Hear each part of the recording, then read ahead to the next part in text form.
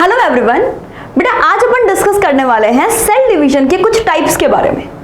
हमने पढ़ा था लास्ट क्लास में बेटा सेल डिवीजन दो तरीके से हो सकता है, माइटोसिस, मियोसिस। माइटोसिस कब होगा और किस कंडीशन में होगा, इससे बनने वाली प्रोजीनी कैसी होगी, आज हम इसके बारे में डिस्कस करने वाले हैं। राइट, तो स्टार्ट करते हैं बेटा।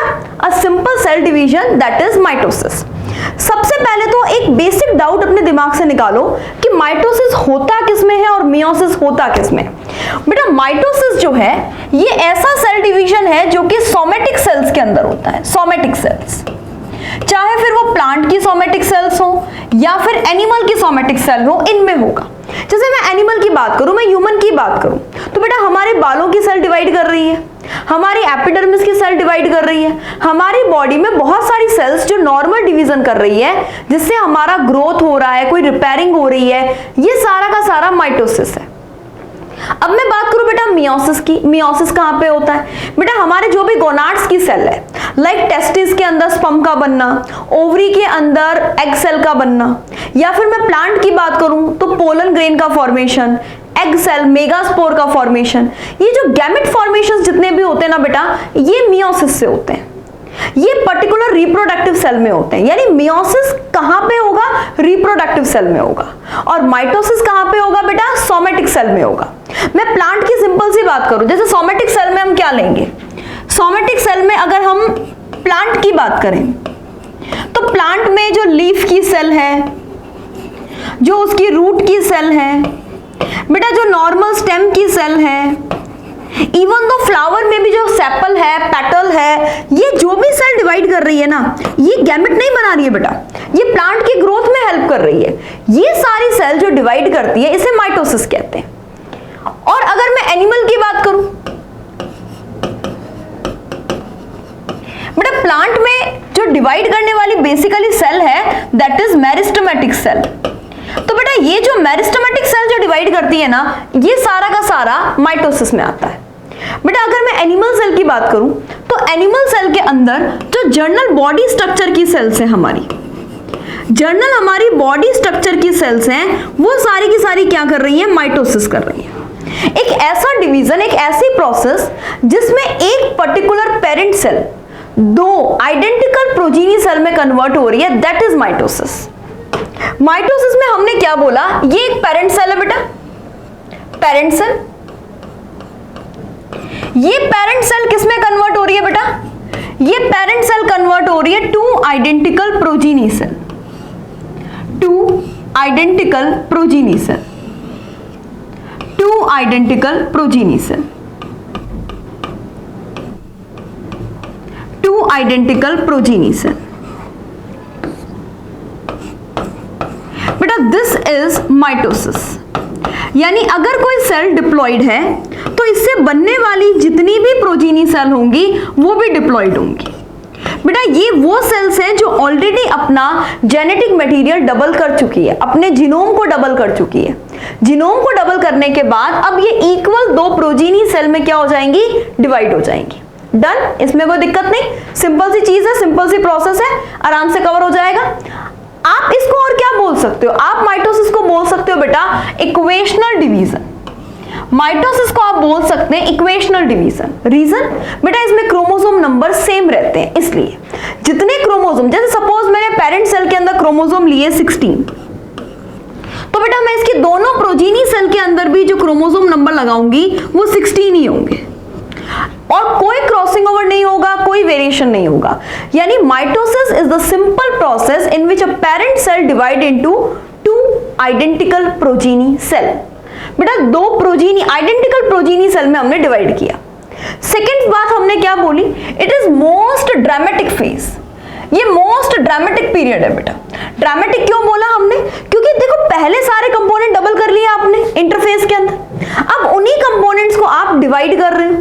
और फेजेस के अंदर हमें डायरेक्ट कोई एक पर्टिकुलर ऐसा नहीं है कि प्रोफेज कंप्लीट हो गया उसके बाद सेल रुक गई है भाई, अब मेटाफेज स्टार्ट हो रहा है, ऐसा कुछ भी नहीं है। एक सीक्वेंस से होने वाली प्रोसेस है।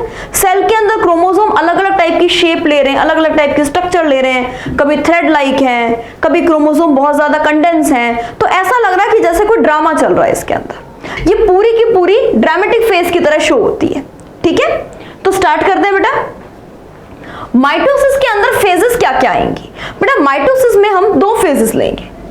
एक तो हम लेंगे बेटा कैरियोकाइनेसिस, मतलब सबसे पहले न्यूक्लियस को डिवाइड करेंगे, कैरियोकाइनेसिस। दूसरा हम बात करेंगे बेटा साइटोकाइनेसिस, साइटोकाइनेसिस।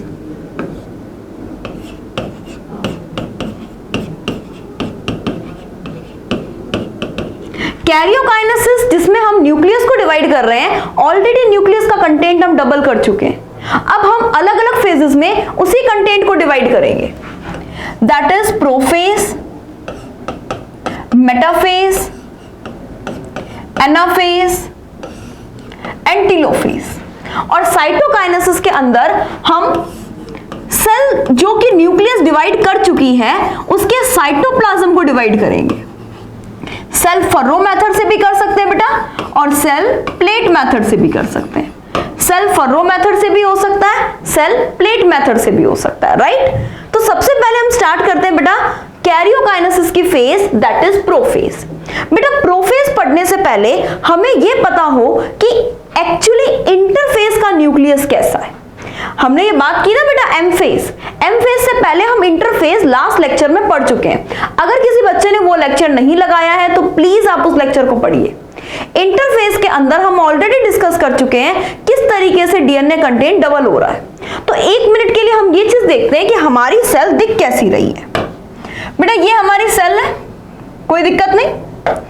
इंटरफेज के अंदर ये न्यूक्लियर मेम्ब्रेन जो है ये एज इट इज बनी हुई है, ठीक है बेटा। ये हमारी particular plasma membrane, plasma membrane, this is our plasma membrane, plasma membrane. और ये बेटा प्लाज्मा मेम्ब्रेन के अंदर की तरफ क्या है? Nuclear membrane, nuclear membrane. बेटा इसके न्यूक्लियर मेम्ब्रेन के अंदर जितना भी डीएनए था वो सारा का सारा डीएनए डबल हो चुका है। मींस कंडीशन क्या है? इस तरीके से ये कंप्लीट जेनेटिक मटेरियल जो है क्रोमेटिन मटेरियल के डबल हो चुका है इंटरफेज में, दैट इज क्रोमेटिन मटेरियल। ये क्रोमेटिन मटेरियल डबल हो चुका है, राइट। और बेटा देखिए यहां पर ये जो सेंट्रियोल है साइटोप्लाज्म में, ये जो सेंट्रियोल है ये सेंट्रियोल भी डबल हो चुके हैं। लेकिन अभी हमें यहाँ पे दो ही सेंट्रियोल दिख रहे हैं, एक्चुअली ये 4 सेंट्रियोल है।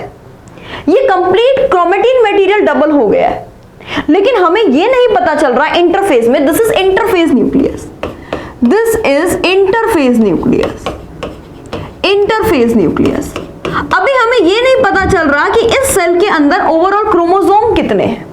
तो क्रोमोसोम के बारे में अभी हमें कुछ भी आइडिया नहीं हो रहा है, ये पूरा क्रोमेटिन मटेरियल ही दिखाई दे रहा है। डन।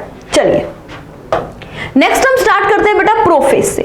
प्रोफेज जो है ये फर्स्ट फेज है सेल साइकिल की, कैरियोकाइनेसिस की फर्स्ट फेज है। तो आपने इंटरफेज का न्यूक्लियस पढ़ लिया बेटा, डीएनए कंटेंट सारा डबल हुआ था, सारे के सारे ऑर्गेनेल्स डबल हुए थे। सबसे पहले प्रोफेज काफी बड़ी फेज है बेटा, बहुत एलॉबरेट कॉम्प्लेक्स फेज है।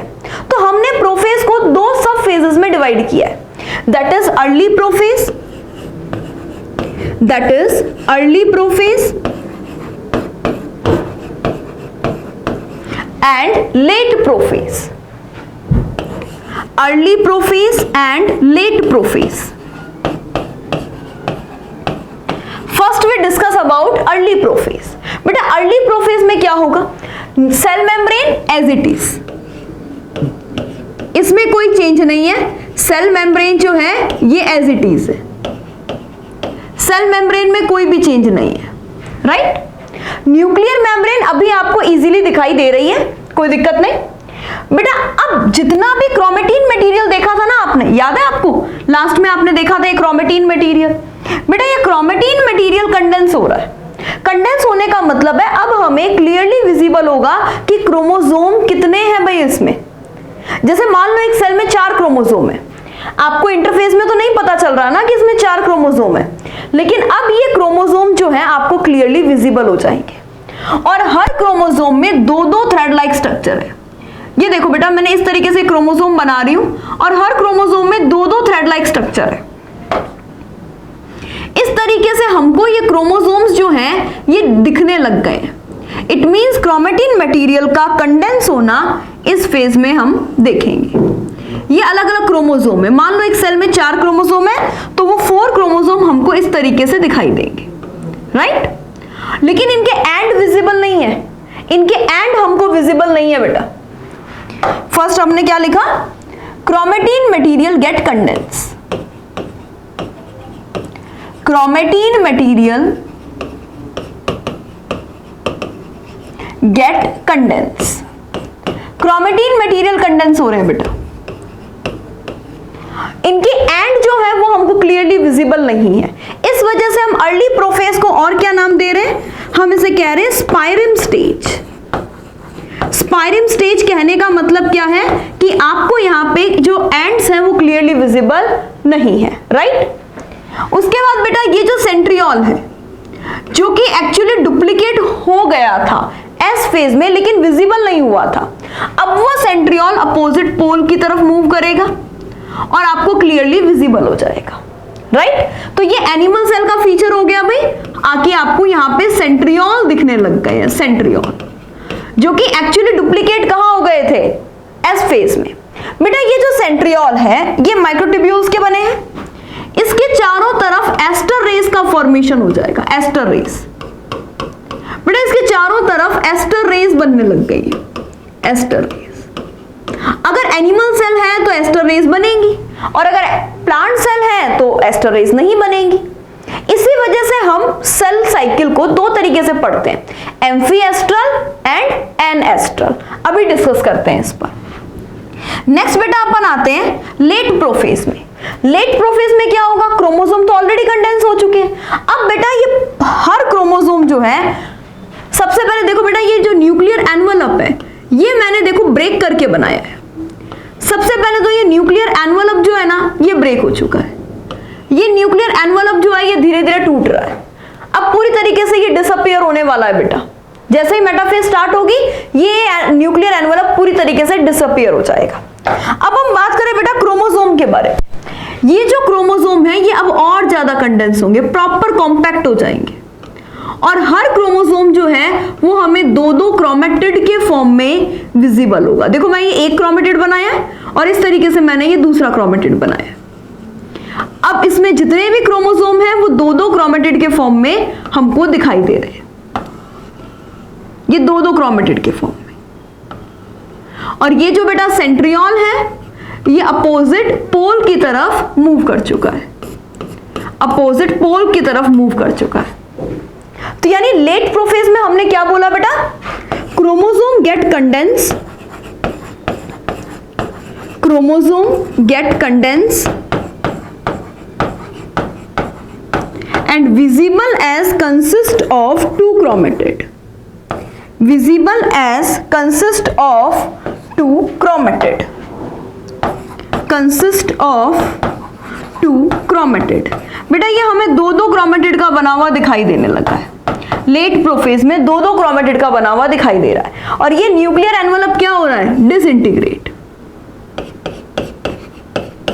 Nuclear envelope disintegrate. ये न्यूक्लियर एनवलप जो है ना बेटा ये टूट रहा है, न्यूक्लियर एनवलप डिसइंटीग्रेट, ब्रेक हो रहा है। बेटा यहां पर देखिए ये सेंट्रियोल जो है इस पर एस्टर रेस आपको दिखने लग गई हैं, एस्टर रेस। बेटा इस एस्टर रेस के बेस पर हम सेल डिवीजन को दो तरीके से पढ़ते हैं, सेल साइकिल को हम दो तरीके से पढ़ते हैं। हमने दो बातें ली है बेटा इसमें, सेल साइकिल में हमने दो बातें ली है। सबसे पहले हमने बात की बेटा एम्फीएस्टर, यानी एस्टर रेस बन रही है, या फिर हम इसको बोल सकते हैं astral cell division, astral cell division, या फिर हम इसको बोल सकते हैं बेटा सेंट्रिक सेल डिवीजन, यानी ऐसा सेल डिवीजन जो कि एनिमल सेल में हो रहा है। ये किस में होगा बेटा? एनिमल सेल में। इसका एग्जांपल हो जाएगा एनिमल सेल। बेटा एनिमल सेल में जो माइटोसिस होता है उसको हम बोलते हैं एस्ट्रल सेल साइकिल या फिर सेंट्रिक सेल साइकिल या फिर एम्फीएस्टर। रीजन इसमें एस्टर रेस का फॉर्मेशन हो रहा है। और बेटा प्लांट सेल के अंदर जो हो रहा है उसको हम बोलते हैं एनेस्ट्रल, या फिर बेटा हम इसको क्या बोल सकते हैं, एसेंट्रिक। एसेंट्रिक, कोई दिक्कत तो नहीं। ये कंडीशन किस में प्रेजेंट है बेटा, ये कंडीशन प्रेजेंट है प्लांट सेल में। प्लांट सेल के अंदर सेंट्रियोल नहीं है बेटा, प्लांट सेल के अंदर सेंट्रियोल नहीं है तो वहां एस्टर रेज नहीं बनेगी, आपने उसको बोल दिया एसेंट्रिक या फिर एनेस्ट्रल। और एनिमल सेल के अंदर आपने बोल दिया बच्चे, एनिमल सेल के अंदर आपने बोल दिया सेंट्रिक, एस्ट्रल एंड एम्फीएस्ट्रल। तो सबसे पहली फेज हमने कौन सी पढ़ी, प्रोफेज। प्रोफेज में हमने क्या क्या पढ़ा बच्चा, सबसे पहले तो क्रोमेटिन मटेरियल जो कि बिल्कुल थ्रेड लाइक था, अब उसमें कंडेंसेशन स्टार्ट हो गया है। जितने भी क्रोमोसोम्स हैं वो हमें दो दो क्रोमेटिड से बने हुए दिखाई देने लग गए। न्यूक्लियर एनवेलप डिसइंटीग्रेट हो रहा है, जितने भी ऑर्गेनेल्स हैं, गोल्जी एपरेटस है, ईआर है, वो लेट प्रोफेज के एंड तक डिसअपियर हो जाएंगे। यहां पे क्या होगा बेटा, most of the organelles disappear, actually वो डिसॉल्व हो गए हैं, ऑर्गेनेल्स डिसअपियर। एक्चुअली बेटा वो सारे के सारे ऑर्गेनली उस साइटोप्लाज्म के अंदर डिसॉल्व हो गए हैं। ऑर्गेनली हमें डिसअपियर फॉर्म, मतलब दिखाई नहीं दे रहे। इतने सारे ऑर्गेनली हमने डबल किए थे, एस फेज में सब कुछ डबल किया, कुछ हमने G2 में डबल किया, कुछ G1 में डबल किया, अब वो सारे के सारे डिसअपियर हो गए।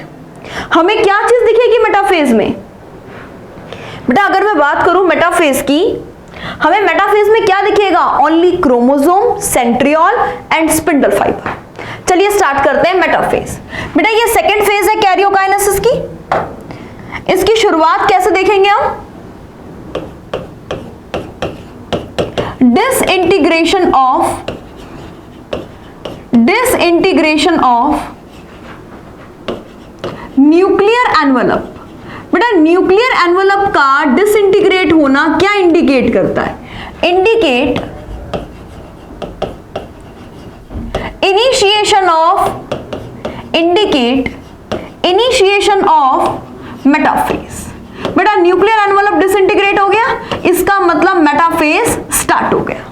डन। अब इसमें क्रोमोसोम मैक्सिमम कंडेंस हो जाएगा।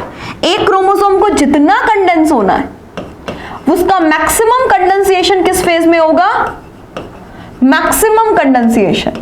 बेटा मैक्सिमम कंडेंसेशन होगा मेटाफेज में। डन। और बेटा वो सारे के सारे क्रोमोसोम कहां पर अरेंज हो जाएंगे, इक्वेटर पर। क्रोमोसोम सारे के सारे इक्वेटर पर अरेंज हो जाएंगे। चलिए 2 मिनट ध्यान से सुनते हैं। क्रोमोसोम था, पतला धागा था, धीरे धीरे मोटा होने लगा, थिकेस्ट होने लगा, कंडेंस होने लगा, 2 क्रोमेटिड में डिवाइड हो गया। वो 2 क्रोमेटिड सबसे ज्यादा कंडेंस आपको इस फेज में दिखेंगे। इसीलिए कोई हमसे कह दे कि हमें क्रोमोसोम के मॉर्फोलॉजी की स्टडी करनी है, कौन से फेज को सेलेक्ट करें, बेटा study of morphology of chromosome. बेटा क्रोमोसोम की मॉर्फोलॉजी की स्टडी अगर आपको करनी है तो आपके लिए सबसे बेस्ट फेज कौन सी रहेगी, क्रोमोसोम के मॉर्फोलॉजी की स्टडी करनी है। बेटा मॉर्फोलॉजी के लिए सबसे बेस्ट स्टेज कौन सी है आपकी, मेटाफेज है। देखिए इसमें होगा क्या, ध्यान से सुनना। सबसे पहले हम बात करते हैं बेटा,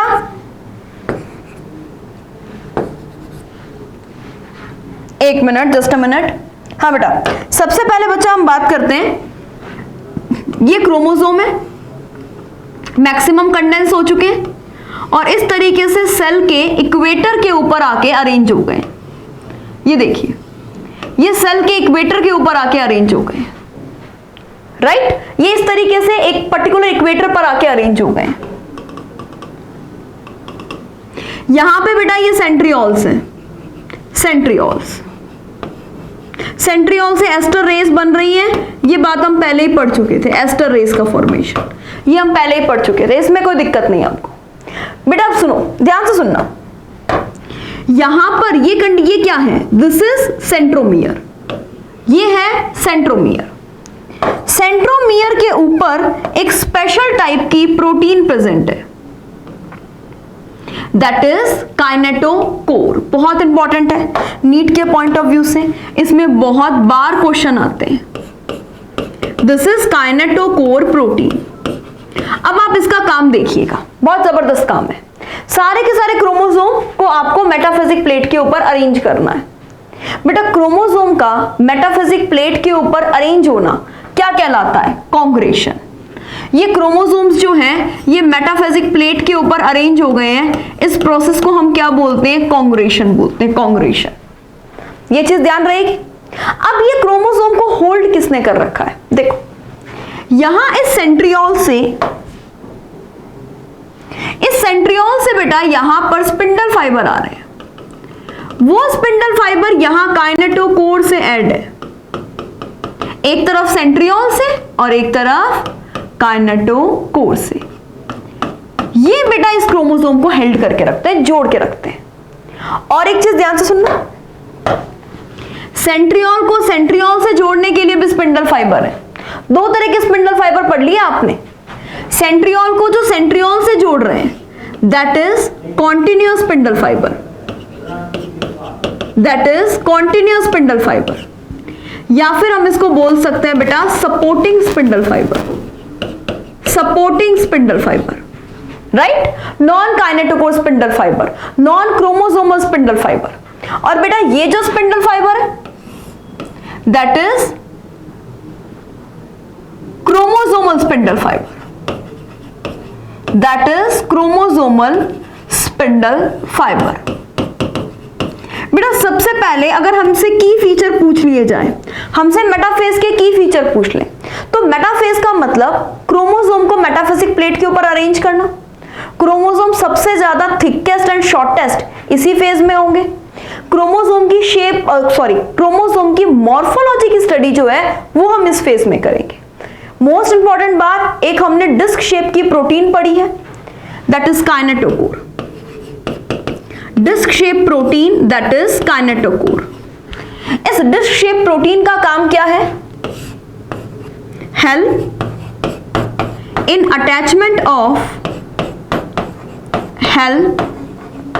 अटैचमेंट ऑफ स्पिंडल फाइबर। बेटा स्पिंडल फाइबर के अटैचमेंट पॉइंट को ये डिनोट करते हैं। It is a site for attachment of spindle fibre. Done, metaphase done है। नेक्स्ट हम आते हैं बेटा एनाफेज में। एनाफेज सबसे शॉर्टेस्ट फेज है कैरियोकाइनेसिस की। कैरियोकाइनेसिस की सबसे छोटी फेज जो है that is anaphase, shortest phase of cell cycle that is anaphase. कोई दिक्कत नहीं, बहुत बढ़िया से आराम से समझना। बेटा एक क्रोमोसोम में दो क्रोमेटिड थे, यानी कि सेंट्रोमियर था उनको जोड़ने वाला। बेटा वो सेंट्रोमियर यहां पे स्प्लिट होगा, सेंट्रोमियर पोल को देखेगा, आर्म्स इक्वेटर को देखेंगे। ये देखिए ये सेंट्रोमियर यहां पे मैंने स्प्लिट होते हुए दिखाया है। ये देखो बेटा इस तरीके से, ये यहां पे सेंट्रियोल अपनी पोजीशन पर है, यहां इस सेंट्रोमियर के बीच में बन चुके हैं इंटरजोनल फाइबर। इसके बीच में बन चुके हैं बेटा इंटरजोनल फाइबर। ये देखो ये यहां पर बेटा इंटरजोनल फाइबर, और ये यहां पर हमारे as usual chromosomal spindle fibre. Condition क्या हुई ध्यान से समझना। सबसे पहली बात तो एनाफेज में हुआ क्या है, सेंट्रोमियर स्प्लिट हुआ है, सेंट्रोमियर स्प्लिट हुआ है, राइट। किस तरीके से? देखो ये क्रोमोसोम था, क्रोमोसोम, और ये बेटा इस तरीके से यहां से जुड़ा हुआ है क्रोमोसोमल स्पिंडल फाइबर से, राइट। ये है आर्म्स, ये आर्म्स थी बेटा, कोई दिक्कत नहीं। और ये क्या था? ये था chromosomal spindle fibre, chromosomal spindle fibre, chromosomal spindle fibre, chromosomal spindle fibre. अब होगा क्या, ये जो पर्टिकुलर सेंट्रोमियर आपको दिख रहा है ये टूटेगा बेटा। देखो मैं इसको दूसरे कलर से करती हूं, ध्यान से देखना। ये वाला जो सेंट्रोमियर है ये सेंट्रोमियर स्प्लिट होगा। किस तरीके से? ध्यान से नोटिस करो। ये देखो ये सेंट्रोमियर, इनके बीच में ये सेंट्रोमियर के दो टुकड़े हुए हैं, इस वजह से एक क्रोमेटिड एक तरफ चला गया है, दूसरा क्रोमेटिड दूसरी तरफ आ गया है, और इनके बीच में क्या बन गया है, इंटरजोनल फाइबर, राइट। ये यहां पर डिस्प्लेस हो चुका है, ये यहां पर डिस्प्लेस हो चुका है, कोई दिक्कत नहीं। ये सेंट्रोमियर का पार्ट यहां पे, ये यहां पे। अब ये क्या बन चुके हैं बेटा, ये एक्सक्यूज मी, हाँ बच्चे, ये है हमारे क्रोमेटिड, क्रोमेटिड यानी कि फ्यूचर क्रोमोसोम। ये बन चुके हैं बेटा मोनाड क्रोमोसोम, ऐसे क्रोमोसोम जिसके अंदर एक ही क्रोमेटिड हो। अब ये बनने वाली फ्यूचर सेल के क्रोमोसोम बन चुके हैं। ये देखो, एक क्रोमोसोम था मेटाफेज में, मेटाफेज में ये क्रोमोसोम दिखे थे बेटा आपको। एनाफेज के अंदर ये यहां पर अपोजिट पोल की तरफ मूव कर रहे हैं, अपोजिट पोल की तरफ मूव कर रहे हैं। अब देखो, जब ये अपोजिट पोल की तरफ मूव कर रहे होते हैं तो इनकी शेप देखना कितना आसान है। ये वी शेप है, एल शेप है, हम इजीली देख सकते हैं। इट मींस कोई हमसे पूछ ले क्रोमोसोम की शेप की स्टडी कहां करेंगे, इंपॉर्टेंट पॉइंट है, अच्छे से लिखना। Shape of chromosome should be study in anaphase. बेटा क्रोमोसोम के मॉर्फोलॉजी की स्टडी कहां करेंगे, मेटाफेज में। क्रोमोसोम के शेप की स्टडी कहां पे करेंगे हम, एनाफेज में। कोई दिक्कत नहीं। सबसे शॉर्टेस्ट फेज है, सबसे इंपॉर्टेंट फेज है बेटा, ये वही फेज है जिसके लिए मैंने लास्ट लेक्चर में आपसे बोला था कि G2M चेक पॉइंट जो है वो क्या करता है, वो G2M चेक पॉइंट इसी सेंट्रोमियर के स्प्लिटिंग को कंट्रोल करता है, राइट। चलिए बेटा, एनाफेज के बाद अब हम बात करते हैं टीलोफेज की, जिसको हम एक नाम से और जानते हैं, that is reverse prophase, that is reverse prophase. यानी कि यहां पे क्या होगा, जो प्रोफेज में जो चीजें, रिवर्स प्रोफेज, बेटा प्रोफेज में जो जो चीजें डिसअपियर हुई थी वो सारी की सारी रीअपियर होगी। यहां पे जितने भी ऑर्गेनीज हैं, जितने भी मतलब मटेरियल है, वो सब रीअपियर होगा। जैसे देखो, मैं यहां पे एक सेल का डायग्राम बनाती हूं, ये हमारी सेल, इस तरीके से बेटा इसके अंदर साइटोकाइनेसिस हो रहा है, ये साइटोकाइनेसिस, ये एनाफेज के बाद टीलोफेज की कंडीशन है। बेटा जो न्यूक्लियर एनवलप है, न्यूक्लियर एनवलप, ये देखिए फिर से बन चुका है, ये न्यूक्लियर एनवलप बन चुका है, nuclear envelope reappear. Spindle fibre का कोई काम बचा नहीं है, तो स्पिंडल फाइबर आपको इस तरीके से परसिस्टेंट फॉर्म में दिखाई दे रहे हैं, कोई काम बचा नहीं है इसका। सेंट्रियोल जो है वो अपोजिट पोल पर है अपने अपने, हर सेल के पास में एक एक सेंट्रियोल आ चुका है। जितना भी क्रोमेटिन मटेरियल है वो इस तरीके से फिर से क्या हो रहा है बेटा, डीकंडेंस फॉर्म में आ रहा है, डीकंडेंस फॉर्म में आ रहा है। ये कंडीशन है टीलोफेज की। हमने टीलोफेज में क्या क्या पढ़ा, nuclear envelope reappear, nuclear envelope reappear, nuclear envelope फिर से दिख रहा है बेटा। क्रोमेटिन मटेरियल जो है, chromosome again get decondense, chromosome फिर से क्या हो रहे हैं बेटा, डीकंडेंस हो रहे हैं। ये हमारा रहा telophase, that is reverse prophase. Organelles सारे के सारे रीअपियर हो जाएंगे, रीऑर्गेनाइज हो जाएंगे, ऑर्गेनलीज रीअपियर, सारे के सारे ऑर्गेनलीज बच्चा रीअपियर हो जाएंगे। डन। नेक्स्ट हम बात करते हैं बेटा, ये पूरी की पूरी वो फेजेस हैं जो एनसीईआरटी में आपको दिया हुआ है, that is early prophase, spireme stage बोला था हमने इसको। हर क्रोमोसोम में दो दो क्रोमेटिड दिखाई देने लग गए हैं, दैट इज लेट प्रोफेज। फिर बेटा ये ट्रांजैक्शन टू मेटाफेज है, मतलब क्रोमोसोम बिखर चुके हैं पूरी तरीके से, न्यूक्लियर एनवलप डिसअपियर हो गया है। डिसअपियर होते ही मेटाफेज स्टार्ट हो गई, सारे क्रोमोसोम इस पर्टिकुलर प्लेट पे अरेंज हो गए। एनाफेज के अंदर क्रोमोसोम के दोनों क्रोमेटिड सेपरेट हो गए। न्यूक्लियर एनवलप रीअपियर हो गया, ultimately 2 identical progeny cells develop हो गई, identical progeny cell, identical progeny cell, identical cells बन चुकी हैं बेटा। डन, कोई दिक्कत नहीं। चलिए बेटा नेक्स्ट हम बात करते हैं साइटोकाइनेसिस के बारे में। साइटोकाइनेसिस के बारे में हम और क्या पढ़ सकते हैं बेटा? साइटोकाइनेसिस मतलब division of cytoplasm, division of cytoplasm, division of cytoplasm. बेटा 2 तरीके से सेल का डिवीजन होता है, सेल का डिवीजन 2 तरीके से होता है बेटा। एक होता है बेटा सेल फर्रो मेथड, एक होता है बच्चा cell plate method, cell furrow method and cell plate method. सबसे पहले हम बात करें सेल फर्रो मेथड के बारे में। बेटा ये सेल फर्रो मेथड जो है ना, ये एनिमल में प्रेजेंट होगा, एनिमल में, और सेल प्लेट मेथड जो है बेटा ये प्लांट में प्रेजेंट होगा। फर्रो मेथड में आपने क्या बोला, जैसे ये एनिमल सेल है, इसमें सेल वॉल नहीं है, सेल मेम्ब्रेन है जो कि फ्लेक्सिबल है, इजीली चल सकती है काम।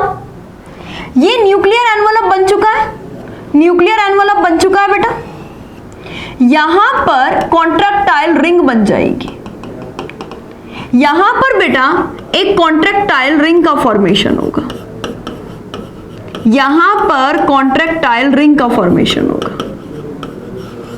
ये कॉन्ट्रैक्टाइल रिंग किसने बनाई है? ये कॉन्ट्रैक्टाइल रिंग बनाई है माइक्रोफिलामेंट ने, माइक्रोफिलामेंट ने, दैट इज एक्टिन, मायोसिन, इनने, actin and myosin in proteins ने मिलकर बनाई है, एक्टिन मायोसिन प्रोटीन ने बनाई है। इन फिलामेंट्स की वजह से क्या हो रहा है, ये जो सेल मेम्ब्रेन है ये अंदर की तरफ लगातार खिंचती जा रही है, ये furrow again and again deep होती जा रही है। इसका मतलब एक टाइम बाद क्या होगा, जब ये फर्रो और ज्यादा इस तरीके से बढ़ती जाएगी और ये जाके कहां मिलेगी, सेंटर वाले पॉइंट पर मिलेगी, ये सेल 2 पर्टिकुलर सेल में डिवाइड हो जाएगी। ये सेल डिवीजन किस तरीके से चल रहा है बेटा? ये सेल डिवीजन चल रहा है हमारा सेंट्रीपिटल डिवीजन, सेंटर की तरफ हो रहा है, that is centripetal division. Next हम बात करें बेटा सेल प्लेट मेथड, जो कि प्लांट सेल में हो रहा है, प्लांट सेल में। कंडीशन देखना बच्चा, एक इस तरीके से हमने एक प्लांट सेल ली है, यहां पर हमने 2 न्यूक्लियस का फॉर्मेशन कर दिया, ये एक न्यूक्लियस, ये दूसरा न्यूक्लियस। अब ये दोनों के दोनों न्यूक्लियस जो हैं वो सेपरेट कैसे हो रहे हैं? इनको सेपरेट करने के लिए इस तरीके से छोटे छोटे फ्रेगमेंट्स यहां पे डिपॉजिट हो गए हैं। जैसे ये मैं छोटे छोटे फ्रेगमेंट्स जो है ना, इनको यहां पे मैं डिपॉजिट कर दूं, ये छोटे छोटे फ्रेगमेंट्स जो हैं ये इस तरीके से यहां पे डिपॉजिट हो रहे हैं, ये छोटे छोटे फ्रेगमेंट्स यहां पे डिपॉजिट हो रहे हैं। ये फ्रेगमेंट्स जो हैं इनको हम नाम देते हैं फ्रेगमोप्लास्ट। ये गोल्जी वेसिकल्स के बने हुए फ्रेगमोप्लास्ट है। ये यहां पे कैल्शियम और मैग्नीशियम पैक्टेट सिक्रीट करेंगे, और कैल्शियम और मैग्नीशियम पैक्टेट सिक्रीट करने की वजह से इन दोनों सेल्स के बीच में एक मिडल लैमेला का फॉर्मेशन होगा। ये calcium and magnesium pectate secrete करेंगे बच्चा, और इस कैल्शियम और मैग्नीशियम पैक्टेट के सिक्रीट होने की वजह से 2 प्लांट सेल जो है वो बन जाएंगी, इक्वल साइज की 2 प्लांट सेल्स जो है वो बन जाएंगी। ध्यान रहेगा। तो हमने 2 तरह के मेथड पढ़े, that is cell furrow method, cell plate method. Cell furrow method animal cell में है जो कि सेंट्रीपिटल डिवीजन है, फर्रो का फॉर्मेशन लगातार पेरिफेरी से सेंटर की तरफ हो रहा है, और सेल प्लेट मेथड जो हमने पढ़ा है बेटा ये सेंट्रीफ्यूगल डिवीजन है, ये है बेटा सेंट्रीफ्यूगल डिवीजन, सेंट्रीफ्यूगल डिवीजन। इसमें बेटा सेंटर से पेरिफेरी की तरफ डिवीजन हो रहा है, सेंट्रल से पेरिफेरी की तरफ डिवीजन हो रहा है। बात ध्यान रहेगी। बहुत सिंपल डिवीजन है, कैरियोकाइनेसिस, उसके बाद में साइटोकाइनेसिस। नेक्स्ट बेटा अगर अपन बात करें सेल साइकिल जो है इसके पर्टिकुलर यूज क्या है, जो माइटोसिस है, माइटोसिस गैमेट का फॉर्मेशन नहीं कर रहा बेटा, ये हमारी ग्रोथ में हेल्प कर रहा है, ग्रोथ में हेल्प कर रहा है बच्चा। तो अगर हम बात करें सबसे पहले हमारी जो ग्रोथ चल रही है वो इसकी वजह से है। अगर हमारा साइटोकैरियोप्लाज्मिक इंडेक्स बिगड़ चुका है किसी सेल का तो उसको मेंटेन करने का काम भी यही करता है। आप यहां पे लिख सकते हैं maintain Cairo cytoplasmic ratio, Cairo cytoplasmic ratio. बेटा क्रोमोसोम नंबर सेम रहेंगे, इसका मतलब जेनेटिक स्टेबिलिटी रहेगी, क्लोन का फॉर्मेशन इसी से होगा। अगर हमारी किसी भी सेल में कोई डैमेज हो गया है, हमें चोट लग गई है, या हमारी इंटेस्टाइन की जो अंदर की गट की जो मेम्ब्रेन है वो डैमेज हो गई है, उन सब की हीलिंग का काम, रीजनरेशन, रिपेयरिंग, ये सारा काम माइटोसिस करेगा। अगर बेटा आप यूनिसेल्यूलर ऑर्गेनिज्म की बात करते हैं तो वहां पे माइटोसिस ग्रोथ का भी काम करेगा और रिप्रोडक्शन का भी काम करेगा। यानी माइटोसिस जो है वो यूनिसेल्यूलर ऑर्गेनिज्म में रिप्रोडक्शन का काम भी कर रहा है, ध्यान रहेगा बेटा। तो ये हमारा ओवरऑल था एक सोमेटिक सेल में होने वाले डिवीजन जिसका नाम है माइटोसिस के बारे में। डन? ओके बेटा, ऑल द बेस्ट, मिलते हैं नेक्स्ट लेक्चर में।